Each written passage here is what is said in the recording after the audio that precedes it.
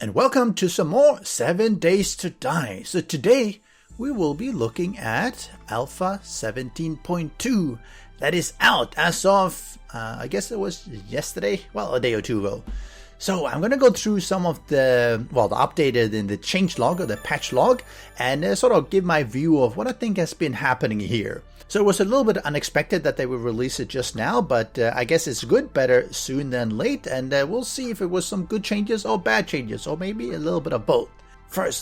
The first item is the blood moon frequency, and I think this one is a really good feature. It allows you to set how many days is supposed to be in between the blood moon hordes, and you can disable it or turn on daily, 3 days, blah blah blah. I believe you can even put this as a normal numeric value in the config if you're running a server. If you're playing single player or through the client, I think there's only a fixed amount of settings you can change to, so you can't put, say, 50 days, but I think you can do that if you're doing the server config.xml file. So I think this is really good. If you don't want to have it every 7 days, put it every 14, put it every 30 days, and I think that's really nice. Sometimes I feel when I've been playing, I've been setting the daytime to, let's say, 2 hours, just to give me enough time to craft and build, etc., because otherwise you reach the blood moon horde really quickly. You don't feel like you have enough time. By this way, you can actually keep the normal daytime to 60 minutes, but still push the blood moon horde to 14 days, which means it's still 14 hours. So that's really nice. Coupled with that one is the blood moon range, meaning that you can have it deviate randomly from the frequency setting. So you can have it, let's say, at 1 day, which means if it normally occurs at every 7 days, it will be every 6 or 8 days. If you set at 2 days, it'll be every 5 to 9 days, which means it'll be slightly random as to when it occurs. And that's really nice. Together with this one, I believe there's actually another setting that I don't see mentioned here, but I saw that in the config, that you can actually specify when you get the blood moon warning, whether you only get it in the evening, meaning the sky turning red, or whether you get it in the morning. And I think that if you're having this one randomized more, then maybe you want to make sure that you get the warning in the morning, so people actually know that today is the day that you're getting the blood moon horde. If you're having it every 7 days, it's less of an issue because people will probably know anyway. Another much requested feature was the land claim count.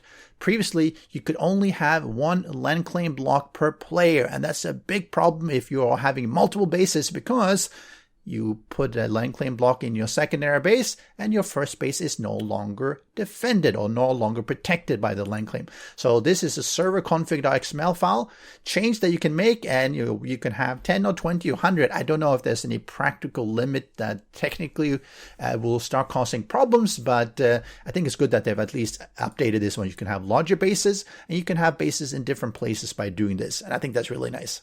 Another feature that might be worthwhile to consider is the XP multiplier. One of the feedback that I have seen many times is that as far as Alpha 17, people felt that it was a really slow grind to get experience and get levels. This one, set it to 125%, set it to 200%.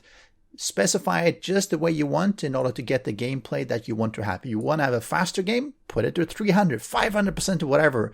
And of course, it means that you're going to be boosting up in levels really fast. You also have adjustable block damages, and this is a really interesting one. Previously, you could adjust the block damage for everyone, meaning you could set the block damage to 50%, which means you and the zombies all did double damage. Now, it's split between players, the AI, which means the normal AI, and I think that includes potentially bears if they're attacking. I definitely shoot zombie bears, but you also have the blood moon AI, and this is really nice. Let's say currently you don't like how much damage the zombies do to your base when you're having the blood moon horde. Well, easy. Tweak this one down to, let's say, 50% damage. This means that the zombies during the blood moon horde only is going to do 50% of damage. Maybe you think they shouldn't do any damage, set it down to 0%, and they have to go through your base corridor, etc., because they cannot bash through the walls. So you can tweak this one the way you want to have it, and I think that's really nice. One of the problems, or one of the features of Alpha 70, maybe I should say, is that they have this horde damage bonus, which means that every incremental zombie nearby another zombie will have an extra 10% of damage, which means that the third zombie will be doing 120% of damage, and so on. And that can quickly grow out of control if you're having, let's say, 10, 20, or 30 zombies, such as at a Screamer Horde, or even at a Blood Moon Horde if you're having a lot of players or having a high concurrent zombie setting. And this one can help mitigate that a little bit. So that's a really nice one. So for the server owners, some of these things are put into the XML file, so I'm not going to go through that one. It specifies which properties you need to add to make sure that it works properly. But let's go down here. There are some other things that have been added. Disabling texture streaming. I guess this means that you might remove some of the micro stuttering potentially, but also means that the RAM usage is going to go up. That was one of the things that they put in, meaning that texture streaming, so it will only load the textures as and when needed. And that brings down the RAM usage of the client. There are some other things that Sleeper, let's not go through this one. Let's see what we have. Now, another part that people should be aware of, and I will be testing this out, they are continuing, unfortunately, to tweak the zombie AI. So what I believe they're trying to do here, and they're talking about the close mood, randomized starting age checked, the destroyer can randomly trigger when close but has a long path, blah, blah, and try far mode of normal and reachable. I think these are two different use cases. This one is that if you are on one side of a corridor and the zombie is on the other side, they might actually try to go through the wall as opposed to follow the corridor around the corner in order to reach you. So, and that will depend on their intelligence. So some of them might decide to, hey, I'm going to follow the path and I'm going to get to the player. Some of them say, I'm just going to bash through the wall to get to the player. And I think what they're trying to do here is minimize where players have a long corridor full with traps that the zombies will pass through. I don't really like this one myself. I think that either they go through the walls or they go through the corridors. This one is sort of like intelligence, that's a little bit of a dicey thing. Either way, the second thing here, I think, and this has got to do with the destroy, etc. This one, I believe, normally happened. Let's say you have a fall trap. The zombie would fall down.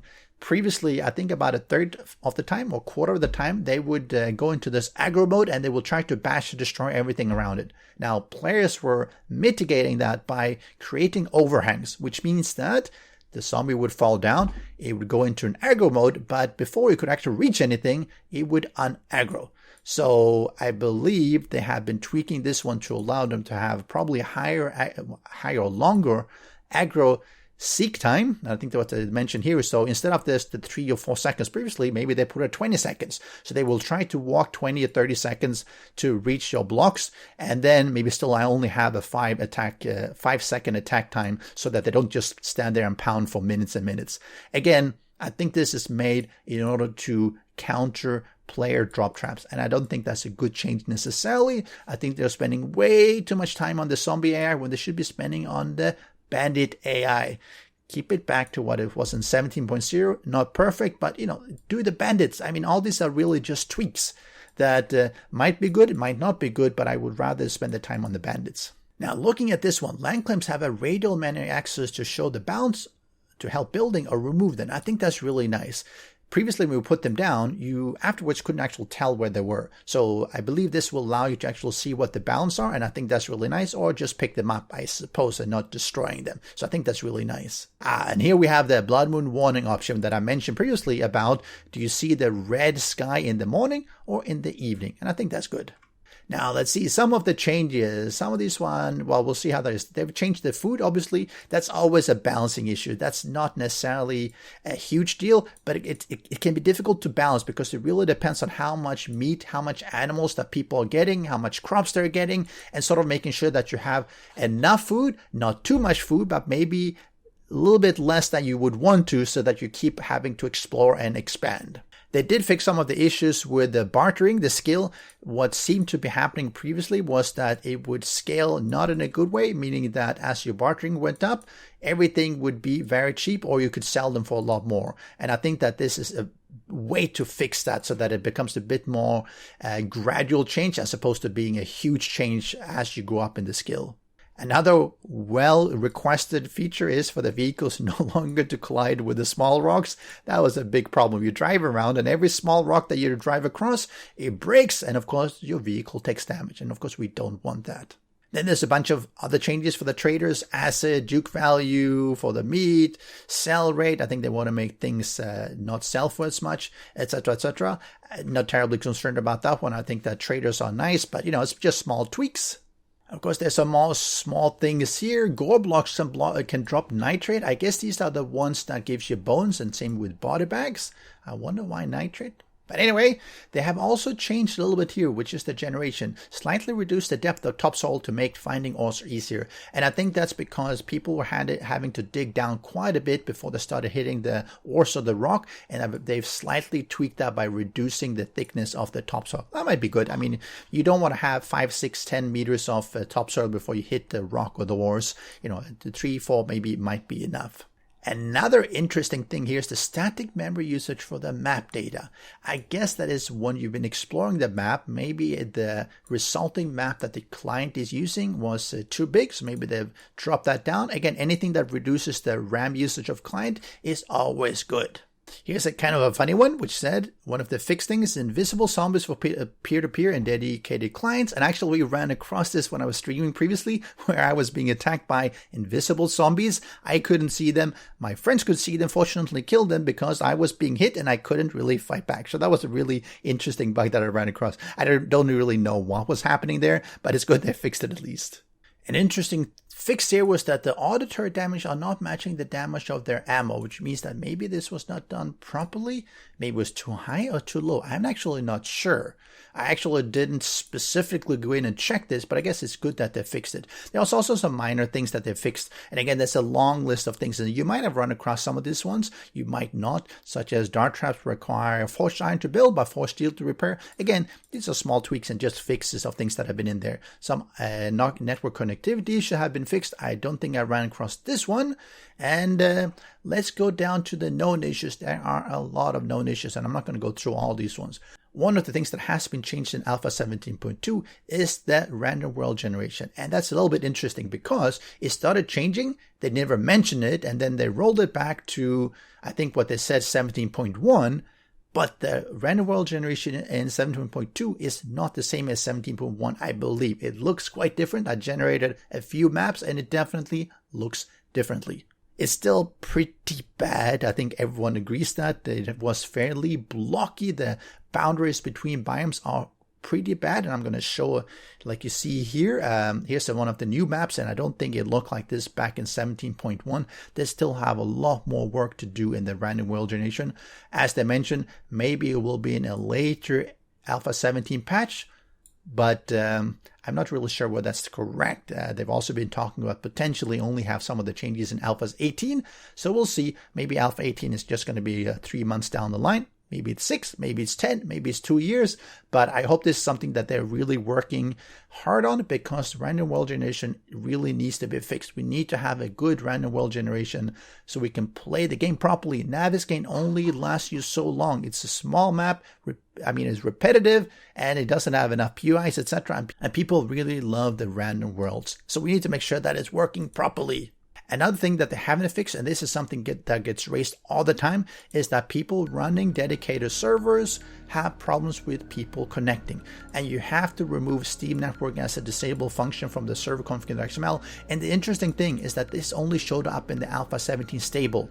In the experimental versions, this was not an issue. I never had problems until we hit stable. And then all of a sudden, people have problem with the dedicated servers because for some reason you have to remove this as a disabled function in order for it to work. And the whole point is that you shouldn't have to do this, because this one should be disabled if you're doing IP connectivity. Let's say you have a hosted server, but for some reason that one is connected with people being able to connect over IP as well. It's a little bit surprising that they haven't gotten this fixed, because it's a really, really common issue that people run across. If someone tells me that they're having problem with the server, usually this is the first thing I tell them to do: remove Steam Networking. And probably 95 to 99% of the time, it resolves people's issues.